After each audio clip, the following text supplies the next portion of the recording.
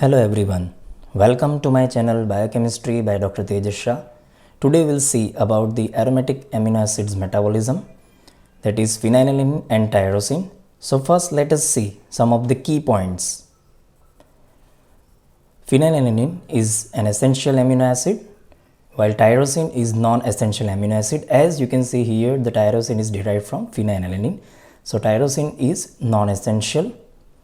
Sparing action of tyrosine on phenylalanine in terms of if you provide the tyrosine sufficient in the diet, so there is no need of phenylalanine to be provided. So the tyrosine has sparing action on phenylalanine. Apart from the protein synthesis, the only function of phenylalanine is to form tyrosine. Here you can see in this reaction. Both are ketogenic and glucogenic. As you can see here, further the metabolism of both these amino acids will lead to fumarate that will through the TCA form the glucose, that is glucogenic, and also form acetoacetate, that is the ketogenic. So both are ketogenic and glucogenic. Both take part in transamination reactions. In phenylketonuria, where there is a defect in conversion of phenylalanine to tyrosine, will make the tyrosine an essential amino acid, but that is under this clinical condition.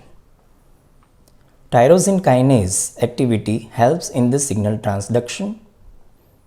Tyrosine is precursor for important biomolecules or compounds, that is melanin, epinephrine, norepinephrine, dopamine, and thyroxine and triiodothyronine, that is thyroid hormones.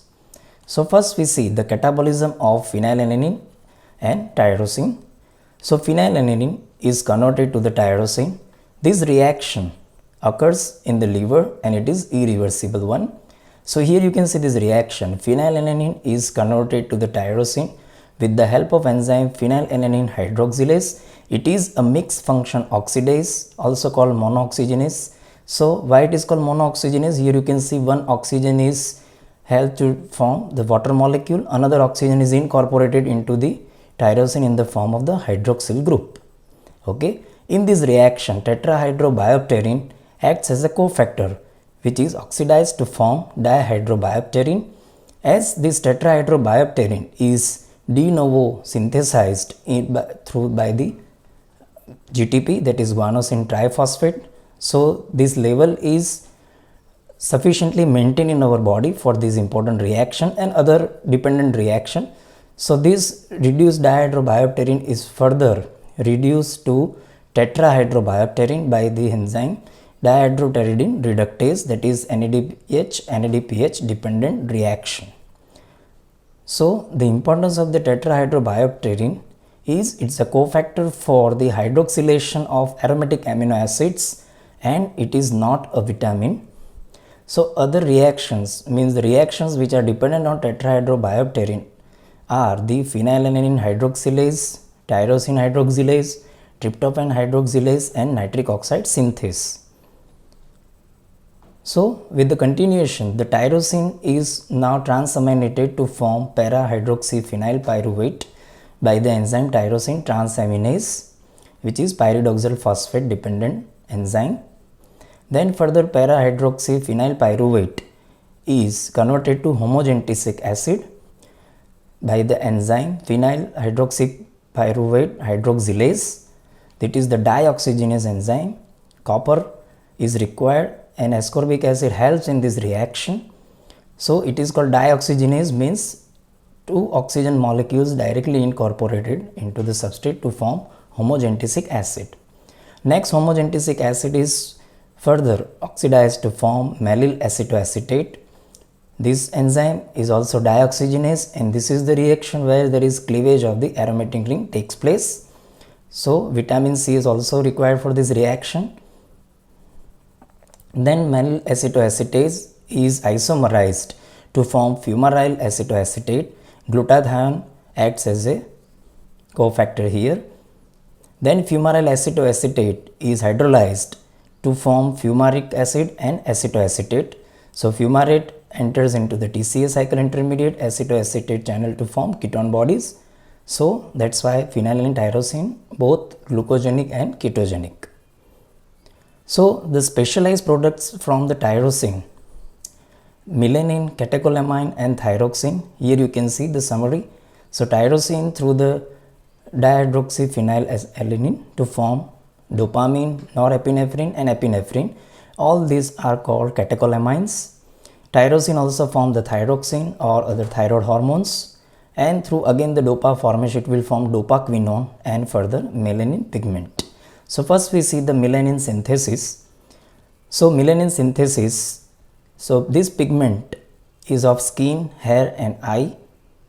The site of melanin synthesis is melanosomes present in the melanocytes of deeper layers of the epidermis. So if we see the reaction, tyrosine is first converted to dihydroxyphenylalanine, that is called dopa. The enzyme is tyrosinase. It is a copper containing enzyme, and here oxygen is reduced to water and one hydroxyl group is added to the tyrosine to form dihydroxyphenylalanine. Further, this dihydroxyphenylalanine undergo the tyrosinase action to form dopaquinone. Dopaquinone is further converted to form indolquinone, and indolquinone, after the spontaneous reaction, there is formation of pheomelanin, that is the yellow red color polymer or pigment, and eumelanin, that is black polymer or the black color melanin pigment. Now the importance of this tyrosinase, it is the rate limiting step, this first reaction, and this tyrosinase is the monooxygenase enzyme. So this melanin synthesis is regulated by the melanocyte stimulating hormone, and the melanin protects against the sunlight by absorbing the ultraviolet radiation or ultraviolet light. Now we see the significance of the melanin. First, the copper deficiency. As the tyrosinase enzyme is copper dependent, so copper deficiency affects the skin pigmentation because tyrosinase requires copper. So there is fleck type hair in intermittent deficiency is seen. Second is the moles, or also called nevi. They are tumors of the skin. They formed by the melanocytes transformed to round oval cells that grow in aggregates or nests. Malignant melanoma, that is the malignant transformation of the moles or nevi. Graying of hair, that is disappearance of the melanocytes from the hair root, will lead to the graying of the hair. Leukoderma is the white patches due to the absence of the tyrosinase or melanocytes or both, that will lead to the leukoderma. Albinism, there is deficiency of the tyrosinase, that will lead to absence of normal pigmentation. Now we see the catecholamine synthesis. So catecholamines contains the catechol nucleus. Here you can see this is the catechol nucleus, and that's why the name catecholamines. Site for synthesis is adrenal medulla and sympathetic ganglia. So in this reaction you can see, now these reactions are take place in the brain. So first, the tyrosine is taken up actively by the cells of the adrenal medulla, that are pheochromocytes. They are also called chromaffin cells and neuroglial cells. After the enter into the adrenal medulla, the tyrosine enters into the mitochondria, where it is acted upon by the tyrosine hydroxylase to form dihydroxyphenylalanine, where tetrahydrobiopterin is acts as a cofactor, and this is the rate limiting first step of the catecholamine synthesis.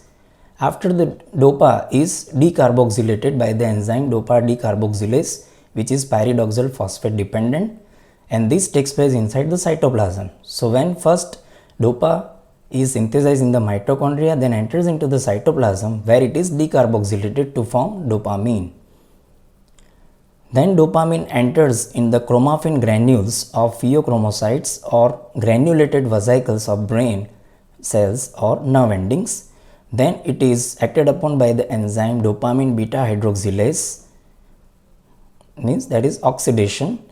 So it is a copper containing enzyme, and it also required ascorbic acid so as to form norepinephrine or noradrenaline. This noradrenaline or norepinephrine, when synthesized, it comes out of the chromaffin granules and enters into the cytosol, where it is get the methyl group from the S-adenosyl methionine by the enzyme methyl transferase to form epinephrine, or also called adrenaline. So now this epinephrine moves back to the chromaffin granule for its storage. But this step, that is conversion of norepinephrine to epinephrine, do not occur in the nerve cells. In nerve cells, the end product is up to the norepinephrine. So epinephrine and norepinephrine are released at the axon terminals of adrenergic sympathetic fibers, and dopamine is produced in nerve terminals, particularly in hypothalamus and diencephalon. So that is the reactions of catecholamine synthesis. Now here the tyrosine hydroxylase, we have seen the two important reactions. One is conversion of tyrosine to the dopa, another is the same. One is in the melanin synthesis, one is the catecholamine synthesis. But so what is the basic difference between these two enzymes, tyrosinase and tyrosine hydroxylase? So tyrosinase is present in the melanoblast, is used for the melanin synthesis, and it requires the copper, while tyrosine hydroxylase is present in adrenal medulla, used for the catecholamine synthesis, and it requires tetrahydrobiopterin as a cofactor. So this is the basic important difference between these two enzymes. Now let us see the degradation of catecholamines. So the catecholamines having the half-life is about 2 to 5 minutes. So epinephrine, norepinephrine and dopamine, they are acted upon by the enzyme catechol-O-methyl transferase. So as to epinephrine is converted to metanephrine, norepinephrine is converted to normetanephrine, and dopamine is converted to 3-methoxytyramine. These three products will further undergo the oxidation by monoamino oxidase.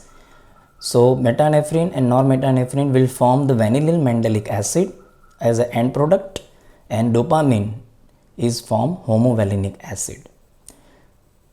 Normal level of excretion of the vanillyl mandelic acid is 2 to 6 mg per 24 hours, and it is increased in pheochromocytoma, that is epinephrine excess, this epinephrine releasing tumor, and neuroblastoma where norepinephrine excess is seen. Now we see the significance of the catecholamines. Dopamine, it's a neurotransmitter in the brain. It causes inhibition of prolactin secretion, means prolactin inhibitory hormone. It helps in memory and emotional control, and do the coordination and integration of fine muscle movements. Now the clinical condition related with it is the Parkinson's disease, where there is dopamine level is decreased. That is due to degeneration of certain parts of the brain, that is substantia nigra and locus ceruleus.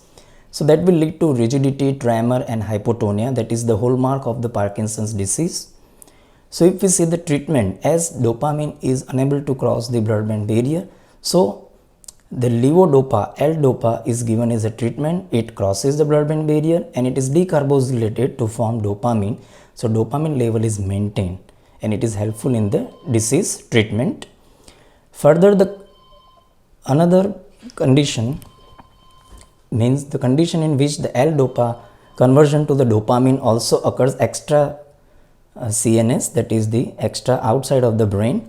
So that will lead to some side effect with respect to the L-dopa. So to reduce the side effect, carbidopa or gamma methyl dopa is given. They are the dopamine analog.